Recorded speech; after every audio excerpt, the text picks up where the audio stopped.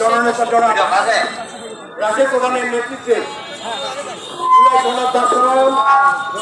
এবং নভেম্বরের মধ্যে জনগণের দাবিতে আজকে আমাদের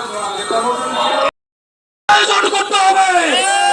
সংগ্রামী পঞ্চগড়বাসী আমাদের নেতা রাশেদ প্রধানকে আমরা এই আসনে এমপি হিসাবে দেখতে চাই। এবারের সংগ্রাম রাশেদ প্রধানের সংগ্রাম, এবারের সংগ্রাম ব্যারিস্টার রাসমিয়া প্রধানের সংগ্রাম।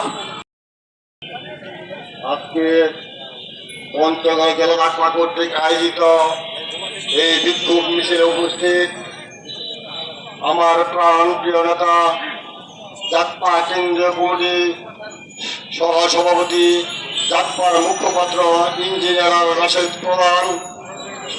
প্রধান সহ পঞ্চগড়ের নেতৃবৃন্দ ও আপামর সাধারণ সকলের প্রতি আমার সালাম রইল। আসসালামু আলাইকুম। আসলে বক্তব্য দেওয়ার কিছুই নেই।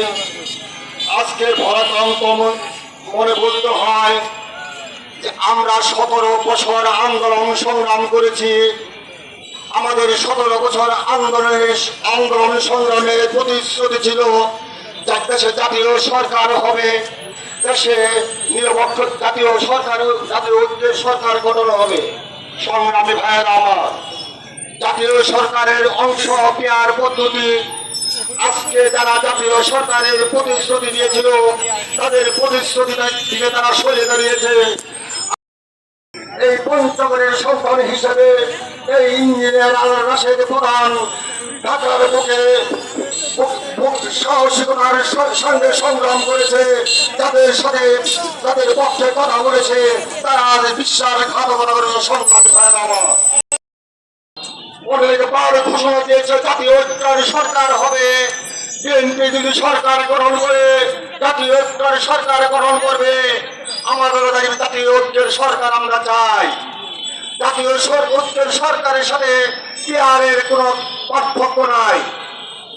আমরা চেয়েছিলাম পিআর পদ্ধতিতে নির্বাচন করে সবাইকে নিয়ে বাংলাদেশকে একটি সুন্দরভাবে ফুলের বাগানের মতো সাজাবে, কিন্তু আমরা পরবর্তীতে 5ই আগস্টের পরে অনুভব করলাম, উপলব্ধি করলাম তারা পিআর মানে না।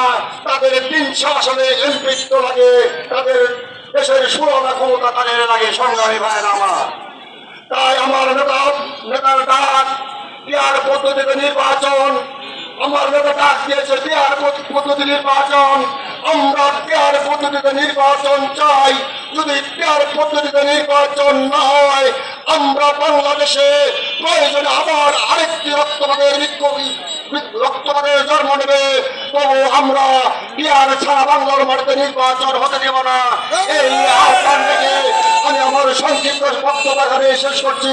বিজয়ের পথে যাত্রা শুরু, জীবন অথবা মৃত্যু। আসসালামু আলাইকুম।